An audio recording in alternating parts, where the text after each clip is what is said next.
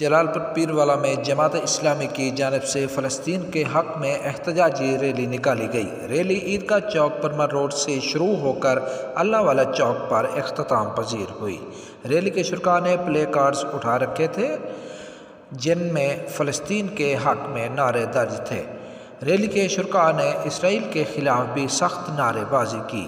Rally کے شرکاء سے امیر جماعت اسلامی خالد محمود انصاری اور دیگر رہنماؤں نے خطاب کرتے ہوئے کہا کہ بیت المقدس کو آزاد کروا کر رہیں گے، ہم اپنے مظلوم فلسطینی بھائیوں کے ساتھ ہیں، اسرائیل کی غنڈہ گردی کو کبھی تسلیم نہیں کریں گے، جہاد ہمارے اوپر فرض ہو چکا ہے، ہم قبلہ اول کے تحفظ کے لیے کسی بھی چیز کی پرواہ نہ کرتے ہوئے فلسطینی عوام اور حماس کے ساتھ مل کر جہاد میں حصہ لیں گے، اسرائیل کی بربریت کے خلاف عالمی برادری آواز اٹھائے۔